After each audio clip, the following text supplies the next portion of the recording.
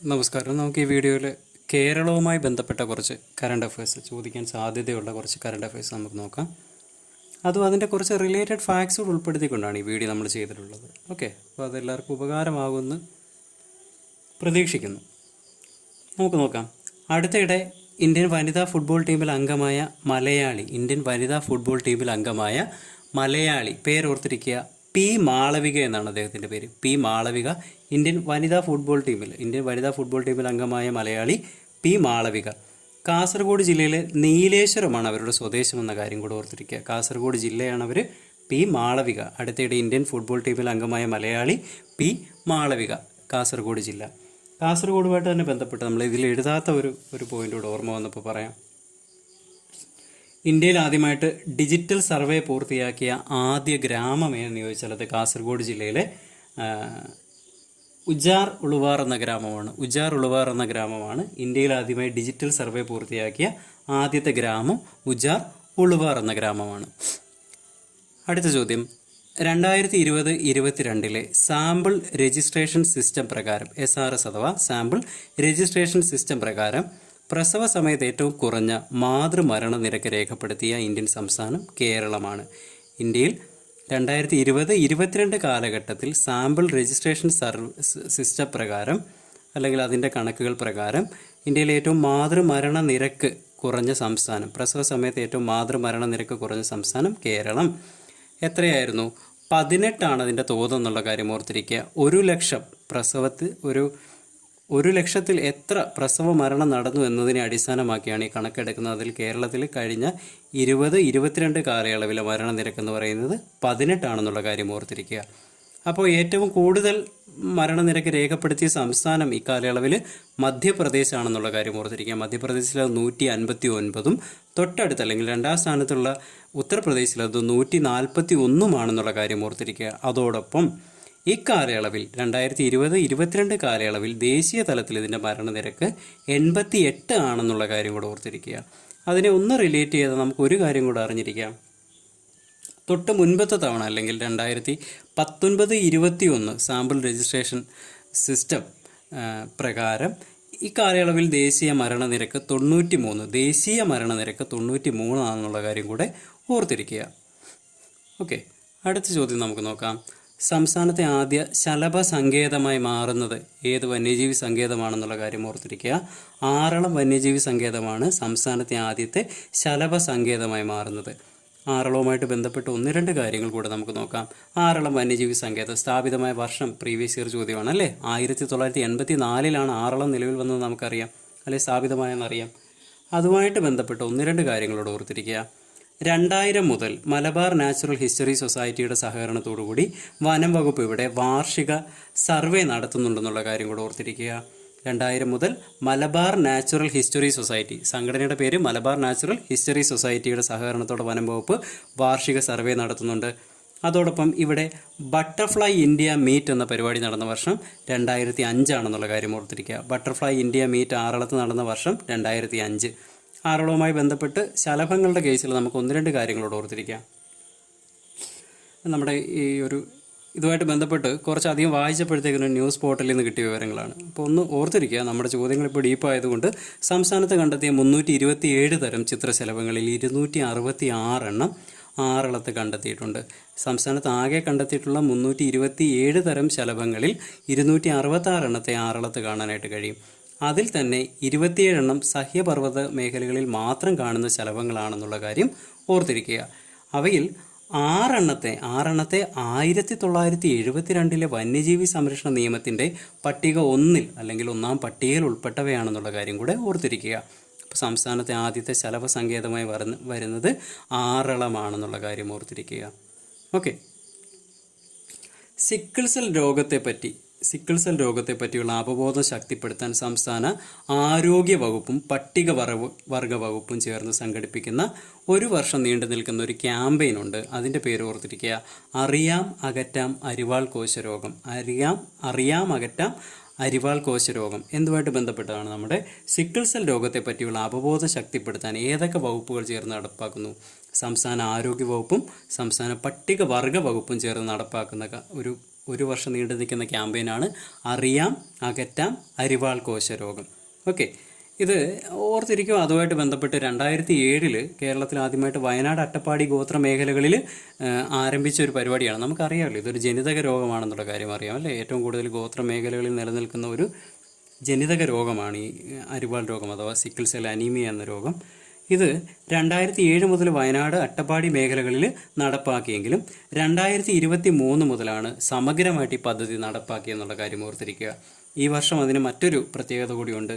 ദേശീയ തലത്തിൽ 17 സംസ്ഥാനങ്ങളിൽ നിന്നും തിരഞ്ഞെടുത്ത മേഖലകളിലും കേരളത്തിലെ നിലമ്പൂർ, അട്ടപ്പാടി എന്നീ ബ്ലോക്കുകളിലേക്കും പദ്ധതി തവണ വ്യാപിപ്പിച്ചിട്ടുണ്ട്. അതോടൊപ്പം 3 ജില്ലകളിലേക്കൂടെ വ്യാപിപ്പിച്ചു. കണ്ണൂർ, കാസർഗോഡ്, ഇടുക്കി ജില്ലകളിലേക്കും ഈ പദ്ധതി വ്യാപിപ്പിക്കും എന്നുള്ള കാര്യം കൂടെ ഓർത്തിരിക്കുക. ഈ വർഷം അത് വ്യാപിപ്പിക്കും എന്നുള്ള കാര്യം കൂടെ ഓർത്തിരിക്കുക. നമുക്കറിയാം സംസ്ഥാന ആരോഗ്യ വകുപ്പ് മന്ത്രി എല്ലാവർക്കും അറിയാം ആരാണ്? വീണ ജോർജ് ആണെന്നുള്ള കാര്യം അറിയാം. അപ്പോൾ നിലവിലെ സംസ്ഥാന ആരോഗ്യ വകുപ്പ് ഡയറക്ടർ ആരാണെന്നുള്ള കാര്യം ഓർത്തിരിക്കുക. അദ്ദേഹത്തിൻ്റെ പേര് ഡോക്ടർ KJ റീന എന്നാണ് അവരുടെ പേരെന്നുള്ള കാര്യം ഓർത്തിരിക്കുക. അടുത്ത ചോദ്യം നമ്മുടെ കുടുംബശ്രീക്ക് കീഴിലുള്ള സംരംഭങ്ങളെ സാങ്കേതിക പരിശീലനം ലഭ്യമാക്കി വിജയിപ്പിക്കാൻ നടപ്പാക്കുന്നൊരു പദ്ധതിയാണ് സ്മാർട്ട് ശ്രീ പദ്ധതി. അപ്പോൾ എന്തായിരുന്നു? കുടുംബശ്രീക്ക് കീഴിലുള്ള സംരംഭങ്ങളെ സാങ്കേതിക പരിശീലനം ലഭ്യമാക്കി വിജയിപ്പിക്കാൻ നടപ്പാക്കുന്ന പദ്ധതിയാണ് സ്മാർട്ട് ശ്രീ എന്ന പദ്ധതി. ഓർത്തിരിക്കുക. ഇത് ആരൊക്കെയാണ് നടപ്പാക്കിയത്? ഇന്ത്യൻ ഇൻസ്റ്റിറ്റ്യൂട്ട് ഓഫ് മാനേജ്മെൻറ്റ് എവിടെയാണ് ആസ്ഥാനം? കോഴിക്കോട്. IIM കോഴിക്കോടും laboratory four innovation venturing and entrepreneurship എന്ന സ്ഥാപനം കൂടി സഹകരിച്ചാണ് നടപ്പാക്കിയത്. പദ്ധതിയുടെ പേര് ഓർത്തിരിക്കുക, സ്മാർട്ട് ശ്രീ. എന്തായിരുന്നു ലക്ഷ്യം? കുടുംബശ്രീക്ക് കീഴിലുള്ള സംരംഭങ്ങളെ സാങ്കേതിക പരിശീലനം അല്ലെങ്കിൽ ടെക്നിക്കൽ പരിശീലനങ്ങൾ നൽകി വിജയിപ്പിക്കാൻ നടപ്പാക്കുന്ന പദ്ധതി സ്മാർട്ട് ശ്രീ. ഓക്കെ, നമ്മുടെ കേരളത്തിൽ ഇന്ന് അഭിമുഖീകരിക്കുന്ന ഏറ്റവും വലിയൊരു സാമൂഹ്യ വിഷയമായിട്ട് മാറിയിരിക്കുകയാണ് മനുഷ്യ വന്യജീവി സംഘർഷം അല്ലേ. അപ്പോൾ നമ്മുടെ നിയമങ്ങളിലെ പലതരത്തിലുള്ള ഭിന്ന സ്വരങ്ങളും അഭിപ്രായങ്ങളും ഒക്കെ തന്നെ അതിനെ സമൂഹത്തെ അല്ലെ നമ്മൾ ഉൾപ്പെടുന്ന മനുഷ്യന്മാരെ വളരെ മോശപ്പെട്ട രീതിയിൽ മലയോര മേഖലകളിൽ ബാധിക്കുന്നുണ്ട്. അതിന്ന് മറ്റ് മേഖലകളിലേക്കൂടെ വന്നിട്ടുണ്ട്. പന്നി ഉൾപ്പെടെയുള്ള ജീവികൾ മനുഷ്യൻ്റെ നിത്യജീവിതത്തിൻ്റെ ഒരു ഭാഗമായിട്ട് മാറുകയാണ് ഉപദ്രവം കൊണ്ട്. അപ്പോൾ നമ്മുടെ മനുഷ്യ വന്യജീവി സംഘർഷം ലഘൂകരിക്കാൻ വനം വകുപ്പ് നടപ്പാക്കിയ പദ്ധതിയാണ് ഏത്? വിത്തൂട്ട് എന്ന പ്രോജക്റ്റ്. വിത്തൂട്ട് പദ്ധതി മനുഷ്യ വന്യജീവി സംഘർഷം ലഘൂകരിക്കാൻ വനം വകുപ്പ് നടപ്പാക്കിയ പദ്ധതി. നോക്കാം. വനത്തിനുള്ളിൽ ഭക്ഷണം ലഭ്യമാക്കുക വഴി സംഘർഷം കുറയ്ക്കുക എന്നുള്ളതാണ് അതുകൊണ്ട് ഉദ്ദേശിക്കുന്നത്. വനത്തിനുള്ളിൽ ഭക്ഷണം ലഭ്യമാക്കുക വഴി സംഘർഷം കുറയ്ക്കുക. അപ്പോൾ ഇത് ലക്ഷ്യം വെക്കുന്നത് എന്തിനൊക്കെയാണ്? പരിസ്ഥിതി പുനഃസ്ഥാപനം, പാരിസ്ഥിതിക സന്തുലനാവസ്ഥ മെച്ചപ്പെടുത്തുക, കാലാവസ്ഥാ വ്യതിയാനത്തിൻ്റെ തോത് കുറയ്ക്കുക. എന്തൊക്കെയായിരുന്നു ലക്ഷ്യം വെക്കുന്നത്? പരിസ്ഥിതി പുനഃസ്ഥാപനം, പരിസ്ഥിതി സന്തുലിതാവസ്ഥ മെച്ചപ്പെടുത്തുക, കാലാവസ്ഥാ വ്യതിയാനത്തിൻ്റെ തോത് കുറയ്ക്കുക എന്നിവയാണ് ഇതിലൂടെ ലക്ഷ്യം വെക്കുന്നത് എന്നുള്ള കാര്യം കൂടെ ഓർത്തിരിക്കുക. അടുത്തതൊരു കേരളത്തിൽ ആദ്യമായിട്ട് നൽകിയൊരു പുരസ്കാരമാണ്. Doctor Hermann Gundert education foundation ഏർപ്പെടുത്തിയ പ്രഥമ ഹെർമൻ ഗുണ്ടട്ട് പുരസ്കാര ജേതാവ് ഡോക്ടർ വള്ളിക്കാവ് മോഹൻദാസ്. ഡോക്ടർ വള്ളിക്കാവ് മോഹൻദാസിന് ലഭിച്ച പുരസ്കാരം ഏതായിരുന്നു? ഡോക്ടർ ഹെർമൻ ഗുണ്ടട്ട് പുരസ്കാരം. അദ്ദേഹത്തിന് അതിന് അർഹമാക്കിയ കൃതി ഓർത്തിരിക്കുക, മിഷണറിമാരുടെ കേരളം എന്ന പുസ്തകത്തിൻ്റെ രചയിതാവ് ഡോക്ടർ വള്ളിക്കാവ് മോഹൻദാസ്. ഈ പുരസ്കാരത്തിൻ്റെ സമ്മാനത്തുക 1,10,000 രൂപയും ഫലകവും പ്രശസ്തി പത്രവും അടങ്ങുന്നതാണ് പുരസ്കാരം എന്ന കാര്യം ഓർത്തിരിക്കുക. അടുത്ത ചോദ്യം നമുക്ക് നോക്കാം. അപ്പോൾ ഡോക്ടർ വള്ളിക്കാവ് മോഹൻദാസ് ഏത് പുരസ്കാര ജേതാവായിരുന്നു? ഹെർമൻ ഗുണ്ടട്ട് പുരസ്കാര ജേതാവ്. പ്രഥമ ഹെർമൻ ഗുണ്ടട്ട് പുരസ്കാര ജേതാവ് ഡോക്ടർ വള്ളിക്കാവ് മോഹൻദാസ്. 8.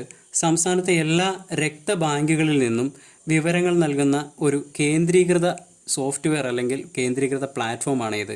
ജീവധാര എന്ന പ്ലാറ്റ്ഫോം. സംസ്ഥാനത്തെ എല്ലാ രക്തബാങ്കുകളിൽ നിന്നും വിവരങ്ങൾ നൽകുന്ന കേന്ദ്രീകൃത സോഫ്റ്റ്വെയർ അല്ലെങ്കിൽ പ്ലാറ്റ്ഫോമാണ് ജീവധാര എന്ന പ്ലാറ്റ്ഫോം എന്ന പേര് ഓർത്തിരിക്കുക. ഓക്കെ, അപ്പോൾ ഇത് ആരാണ് വികസിപ്പിച്ചതെന്നുള്ള കാര്യം ഓർത്തിരിക്കുക. KDISC അഥവാ Kerala development and innovation strategic council അഥവാ KDISC എന്ന സ്ഥാപനത്തിൻ്റെ മേൽനോട്ടത്തിൽ കൊച്ചി ആസ്ഥാനമായി പ്രവർത്തിക്കുന്ന ബാക്മോ എന്ന സ്റ്റാർട്ടപ്പാണിത് സജ്ജമാക്കിയത്. അല്ലെങ്കിൽ ഈ ഒരു സോഫ്റ്റ്വെയർ ഡെവലപ്പ് ചെയ്ത സ്ഥാപനം നമ്മുടെ KDISC അഥവാ Kerala development and innovation strategic കൗൺസിലിൻ്റെ മേൽനോട്ടത്തിൽ കൊച്ചി ആസ്ഥാനമായ ബാക്മോ എന്ന സ്റ്റാർട്ടപ്പാണ് ഈ ഒരു പ്ലാറ്റ്ഫോം ലഭ്യമാക്കിയത് അല്ലെങ്കിൽ സജ്ജമാക്കിയതെന്ന പേര് ഓർത്തിരിക്കുക. അതുപോലെ ജീവധാര എന്ന ഉത്തരം വരുന്ന മറ്റൊരു ചോദ്യം, ഓക്കെ, ബ്ലഡുമായിട്ട് തന്നെ ബന്ധപ്പെട്ടിട്ടാണ്, ഒരു പ്രീവിയസ് ഇയർ ചോദ്യമാണ്. നമ്മുടെ SPC അഥവാ സ്റ്റുഡൻറ്റ് പോലീസ് കേഡറ്റ്സില്ലേ, അവരുടെ രക്തദാന പദ്ധതി ഏതെന്ന് ചോദിച്ചാലോ അത് ഏത് തന്നെയാണ്? ജീവധാര തന്നെയാണ് അവരുടെ രക്തദാന പദ്ധതി എന്ന പേര് കൂടി ഓർത്തിരിക്കുക. SPC ആയിട്ട് ബന്ധപ്പെട്ട് SPCയുടെ രക്തദാന പദ്ധതി ഏതെന്ന് ചോദിച്ചാൽ ഓർത്തിരിക്കുക, അതേതാണ്? ജീവധാര. ഇപ്പോൾ നമ്മൾ പറഞ്ഞത് സംസ്ഥാനത്തെ എല്ലാ രക്തബാങ്കുകളിൽ നിന്നും വിവരങ്ങൾ നൽകുന്ന കേന്ദ്രീകൃത പ്ലാറ്റ്ഫോം ഏതെന്ന് ചോദിച്ചാൽ അത് ഏത് തന്നെയാണ്? ജീവധാരയാണെന്നുള്ള കാര്യം ഓർത്തിരിക്കുക. അടുത്തത്, സ്ത്രീകൾക്കും കുട്ടികൾക്കും KSRTC ബസ്സിൽ സൗജന്യ യാത്ര ആരംഭിച്ച കേരളത്തിലെ പഞ്ചായത്താണ് മലപ്പുറം ജില്ലയിലെ തൃപ്പങ്ങോട് പഞ്ചായത്ത്. തൃപ്പങ്ങോട് പഞ്ചായത്തിൻ്റെ പ്രത്യേകത, സ്ത്രീകൾക്കും കുട്ടികൾക്കും KSRTC ബസ്സിൽ സൗജന്യ യാത്ര ആരംഭിച്ച പഞ്ചായത്താണ് ഏതെന്ന് പറയുന്നത്? തൃപ്പങ്ങോട് പഞ്ചായത്ത്. ഏത് ജില്ലയാണ്? മലപ്പുറം ജില്ലയാണെന്നുള്ള കാര്യം ഓർത്തിരിക്കുക. ഓക്കെ. ഇന്ത്യയിൽ അടുത്ത ചോദ്യം, ഇന്ത്യയിൽ ആദ്യമായി സംസ്ഥാന PSC മ്യൂസിയം നിലവിൽ വന്നത് എവിടെയെന്ന് ചോദിച്ചാൽ അത് തിരുവനന്തപുരത്താണെന്നുള്ള കാര്യം ഓർത്തിരിക്കുക. തിരുവനന്തപുരത്താണ് സംസ്ഥാന PSC മ്യൂസിയം ഇന്ത്യയിൽ ആദ്യമായി നിലവിൽ വരുന്നത്. തിരുവനന്തപുരം തന്നെ നമുക്ക് ഉത്തരമായി വരാവുന്ന 1-2 ചോദ്യങ്ങളൂടെ നമുക്ക് നോക്കാം. ഓക്കെ. സംസ്ഥാനത്തെ ആദ്യത്തെ ബുക്ക് വെൻഡിങ് മെഷീൻ സ്ഥാപിതമായത്, കേരളത്തിലെ ആദ്യത്തെ ബുക്ക് വെൻഡിങ് മെഷീൻ സ്ഥാപിതമായത് എവിടെയെന്ന് ചോദിച്ചാൽ അത് തിരുവനന്തപുരത്താണെന്നുള്ള കാര്യം ഓർത്തിരിക്കുക. അത് ഉദ്ഘാടനം ചെയ്തത് 2025 മാർച്ച് മാസം 13-ാം തീയതി കേരള സാംസ്കാരിക വകുപ്പിൻ്റെ ചുമതലയുള്ള മന്ത്രിയായിട്ടുള്ള സജി ചെറിയാനാണ് ഈ ഒരു ബുക്ക് വെൻഡിങ് മെഷീൻ ഉദ്ഘാടനം ചെയ്തതെന്നുള്ള കാര്യം ഓർത്തിരിക്കുക. അത് അറിയാമല്ലോ, നമുക്കൊരു അതിൻ്റെ പുറത്തൊരു സ്കാനർ കാണും, അതിൽ നമ്മൾ പേയ്മെൻറ്റ് ആപ്പ് വഴി സ്കാൻ ചെയ്ത് പുസ്തകം സ്വീകരിക്കുന്ന ഒരു മെഷീനാണ് ഈ ബുക്ക് വെൻഡിങ് മെഷീൻ എന്നുകൊണ്ട് അർത്ഥമാക്കുന്നുള്ള കാര്യം ഓർത്തിരിക്കുക. അതുപോലെ തന്നെ കേരളത്തിൽ നാവികസേനയുടെ ഒരു പുതിയ ഉപകേന്ദ്രം നിലവിൽ വരുന്നത് ഇവിടെ തന്നെയാണ്, തിരുവനന്തപുരം ജില്ലയിലെ മുട്ടത്തറയിലാണെന്നുള്ള കാര്യം ഓർത്തിരിക്കുക. ഓക്കെ. തിരുവനന്തപുരം ജില്ലയിലെ മുട്ടത്തറയിലാണ് നാവികസേനയുടെ പുതിയ ഉപകേന്ദ്രം നിലവിൽ വരുന്നതെന്ന കാര്യം ഓർത്തിരിക്കുക. അതുപോലെ തന്നെ ഇന്ത്യയിലെ ആദ്യത്തെ ട്രൈബൽ ഡിജിറ്റൽ പേയ്മെൻറ്റ് വില്ലേജ് ഏതെന്ന് ചോദിച്ചാലും അത് കുറ്റിച്ചലാണ്, തിരുവനന്തപുരം ജില്ലയിലെ കുറ്റിച്ചലാണെന്നുള്ള കാര്യം കൂടെ ഓർത്തിരിക്കുക. ഓക്കെ. അതുപോലെ ഈ നോട്ടിലില്ലാത്ത 1-2 കാര്യങ്ങളൂടെ ജസ്റ്റ് ഒന്ന് ഓർത്തിരിക്കുക. നമ്മുടെ കേരളത്തിൻ്റെ ഏത് പദ്ധതിക്കാണ് ദേശീയ അംഗീകാരം കിട്ടിയതെന്ന് ചോദിച്ചാൽ ഓർത്തിരിക്കുക. കേരളത്തിൻ്റെ ക്ഷയരോഗ നിവാരണ പ്രവർത്തനങ്ങൾക്ക് അടുത്തിടെ ദേശീയ അംഗീകാരം കിട്ടിയെന്നുള്ള കാര്യം കൂടെ ഓർത്തിരിക്കുക. അതോടൊപ്പം നമ്മുടെ സംസ്ഥാനങ്ങൾക്കിടയിൽ ലഹരി വേട്ടയ്ക്ക് ആദ്യമായിട്ട് AI സംവിധാനം ഉപയോഗപ്പെടുത്തിയ സംസ്ഥാനം ചോദിച്ചാലും അത് കേരളമാണെന്നുള്ള കാര്യം ഓർത്തിരിക്കുക. AI-യുമായിട്ട് തന്നെ ബന്ധപ്പെട്ട് മറ്റൊരു ചോദ്യം കൂടെ ഓർത്തിരിക്കുക. വ്യവസായ നയത്തിൽ സമഗ്ര AI നയം പ്രഖ്യാപിച്ച ഇന്ത്യൻ സംസ്ഥാനവും ഏത് തന്നെയാണ്? കേരളം തന്നെയാണെന്നുള്ള കാര്യം ഓർത്തിരിക്കുക. വ്യവസായ വകുപ്പ് മന്ത്രി P. രാജീവാണെന്നുള്ള കാര്യം കൂടെ ഓർത്തിരിക്കുക. ഓക്കെ. അപ്പോൾ ഈ ഒരു വീഡിയോ ഉപകാരപ്രദമായെന്ന് പ്രതീക്ഷിക്കുന്നു. അപ്പോൾ ഉപകാരപ്രദമായി അല്ലെങ്കിൽ ഇഷ്ടമായെങ്കിൽ നിങ്ങൾ സപ്പോർട്ട് ചെയ്യുക. വീണ്ടും നമ്മളിതിൽ വീഡിയോസ് നമ്മൾ ആഡ് ചെയ്യുന്നതായിരിക്കും. അപ്പം സപ്പോർട്ട് ചെയ്യുക. കൂടുതൽ വീഡിയോസ് നമുക്ക് ആഡ് ചെയ്യാം. കറണ്ട് അഫെയറുമായിട്ട് ബന്ധപ്പെട്ട് കൂടുതൽ വീഡിയോസ് ഇനിയുള്ള ദിവസങ്ങളിൽ നമുക്ക് ആഡ് ചെയ്യാം. ഓക്കെ. അപ്പോൾ